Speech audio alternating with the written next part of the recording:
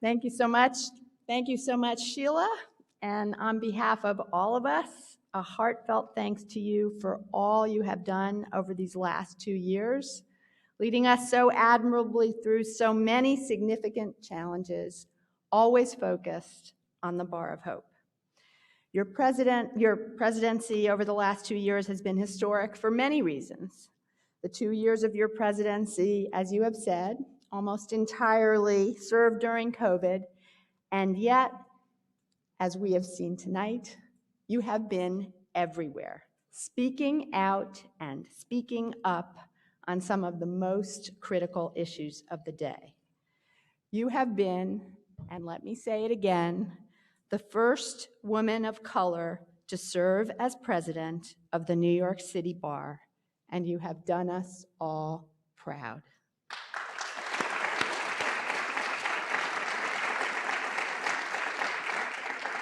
Your tireless, and we've witnessed that, enthusiasm and distinguished service is a model for all of us. And most especially, you are a model for all women of color. And I will join Brett in my promise to you that we will consider diversity, equity, and inclusion in everything we do. You will always hereafter be the 69th president of the New York City Bar. You have been a shining star, and your dream of a bar of hope surely will live on. So thank you so much. And to all of you, I know it's getting very late and I will move us along, but thank you so much for coming. I am delighted to accept the nomination for president, even if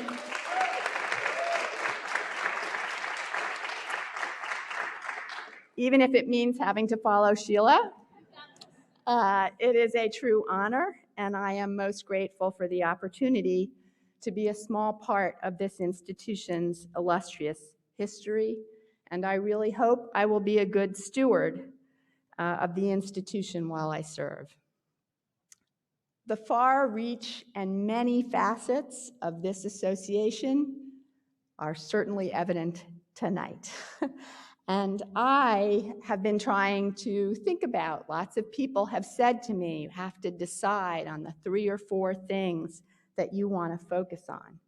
We, each of us, have our lens through which we experience New York, the City Bar. We as its members, parts of New York City and our legal community connect to the work of this association through all of the people that Sheila mentioned and gave thanks to. And even what I have seen in just these last few months as I'm trying to get my arms around this monolith organization, I have witnessed just how under Brett Parker's amazing leadership, there is a small but mighty army that amplifies the voice of the City Bar. So I look forward to working with all of you that she mentioned tonight. And as for Harlan, he and I had the same idea. I too looked at the 150-year history of the City Bar and was going to put a little bit of context on how it started, hot with reform due to Boss Tweed. But you've heard a lot of that already. Keep it in mind. And I do want to mention one thing that Harlan didn't mention, that Barbara Opatowski mentioned to me when I talked to her about taking on this role, which was how the City Bar mobilized after 9/11 to help New York in an extraordinary time. And Sheila has touched on so many things about what is going on now, including, sadly, what seems like weekly, if not daily, our outrage over yet another shooter who went after a store, this time in a Black neighborhood in Buffalo. So as I step into this role in this moment in history, it has made me think about what it means to be a lawyer, especially now. We have hopefully come through the worst of the pandemic, And it is awesome to be here in person, even though there will be people, including my mom, I hope, who will see this on video. But the pandemic, of course, has transformed us. New York is recovering, as are we. As a profession, we have law students who have spent much of their law school years remotely. And what of our youngest lawyers in the profession who have spent those first 2 critical years almost entirely working remotely? What is the future of the practice going to look like after these last 2+ years of endless Zoom calls? As the profession redefines its day-to-day work, I hope the City Bar can serve the profession and the community more broadly and provide a place where we can actually gather again and across the profession mobilize each of us to public service now to address the most critical issues of the day. This historic house should serve as a place to come to help educate our community, to air our differences rather than amplify them in isolation, and organize each of us to service and action now. I have loved being a lawyer, and I have been so grateful to have been mentored by some of the best. One of the reasons that I think I was drawn to the idea of being a lawyer is the fact that the profession is based on the belief that despite our differences, one could argue fundamental principles of law, consider the facts, the practical implications, and ask a jury of one's peers or our judiciary to make a decision. Lawyers can stand up for and step in for those who lack access to justice, whether it's housing, education, healthcare. Lawyers can fight to ensure the right to vote, that it's meaningful, not just that it is. And for the most part, outcomes, laws, judicial decisions, the right to counsel, decisions about our bodies, who we could marry, or who we elected, I always thought were respected. That is what our democracy is built on. And yet, in this moment in 2022, I'm simply not so sure. The challenges are vast, and Sheila mentioned this. We have never been as divided as we are now. International human rights are threatened. The war in Ukraine has been going on for more than 85 days, to the point where it's background noise in some instances. And there are international human rights issues to address throughout the world. Here at home, the rule of law is imperiled when we can simply turn away from precedents and elections and ignore the outcomes. Our personal hard-won freedoms are at risk, and we appear to have lost entirely our ability to speak to one another rationally and coexist to such an extent that our government has been paralyzed with the ability to act, seemingly all but lost. And issues of race and criminal justice have simply never been more acute. Our differences are being laid bare and resolved by gun violence, not by the rule of law. And those who need access to justice most, as we see right here in our own home of New York, those least able to defend themselves are continually marginalized. We have science naysayers, people questioning climate change and what we're doing to our environment, and a social media apparatus that has us unsure about the origins, truth, and reliability of what we read in our own internet community bubbles. And at the same time, we need to protect the freedom of the press and the First Amendment now more than ever. We cannot simply hold our collective breaths and hope that things will improve. And that brings me back to the city bar and the next 2 years.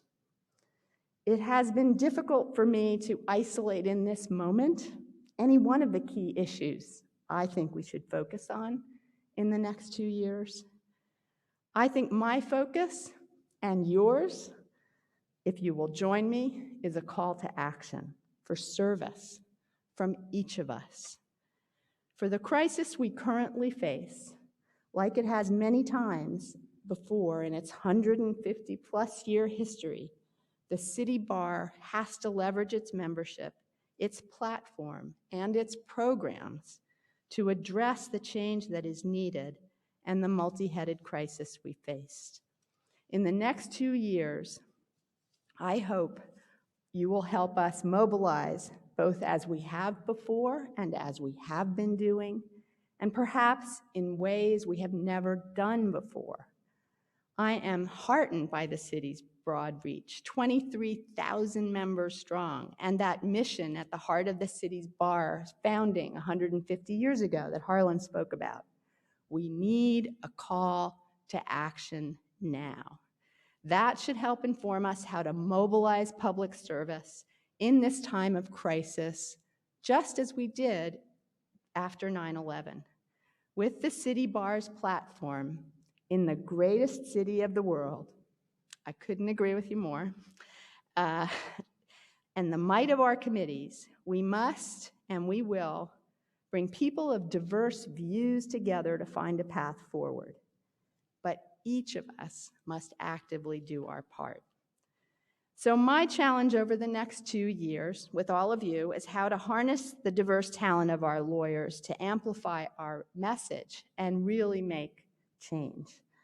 I am up for the challenge, and I hope we can energize our members, our sister organizations, our law students who are just entering the profession, and all of you to shake off our phones, our anxieties, our hand-wringing, and get out of our house as each of us step up to do our part to address these critical issues with real service. And we will focus on these big issues, but we will not stop a beat on the day-to-day work that we, of course, continue to do, and a lot of which Sheila spoke about. So what does it mean to be a lawyer in 2022? There has never been a more important time to be a lawyer, to bring more lawyers into the profession and to remind each other in the profession of our obligations to act. I am thrilled to be given the opportunity to lead the city bar at this moment, and I hope you will link arms with me at this critical time to take up this call to action. Enormous thanks to all my friends at Jenner & Block, many of whom are here tonight, and I truly, truly appreciate it, and their support in allowing me to take on these challenges and this position is so appreciated. Every single day, my Jenner colleagues make me proud to be their partner. Jenner & Block's tradition of excellent lawyering on behalf of our clients and public service is unparalleled. And on a very personal note, many thanks to my family. First to my mom, who will watch this, and my niece has her there on FaceTime. A role model for the ages. I was hoping she could be here tonight, but the risk of COVID makes it impossible. And I hope she will see this at her leisure on video. At 97, having left Germany as a child to escape Hitler, incredibly, she is seeing her lived experience being replayed in the Ukraine. She is a living testament to resilience and strength and the importance of family, which I think about every single day. She became educated, had a long, successful career as a teacher, and has supported her children and grandchildren every day. She met the love of her life, my father. here in New York City, and he too had escaped from Germany and came to this country. He died many years ago, but is a testament to what the immigrant experience should be. If he could be here, he would be bursting, as proud of me as he was when he spoke at my 6th grade graduation. And to my brother and sister-in-law, Peter and Josephine, who are here tonight, thank you for always being my steadfast support, role models for me and our children. To my nieces, Emma and Charlotte, Emma is here, incredible artists, I marvel at you using your creative gifts to make change.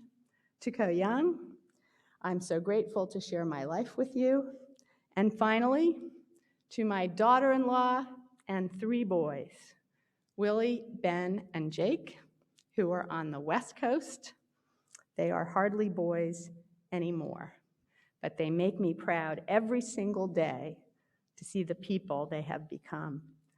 I am bursting with thanks for each of them. And to the next generation, arriving soon, helping us to understand the sense of urgency of this call to action. I can't wait to meet you and set things on a better course.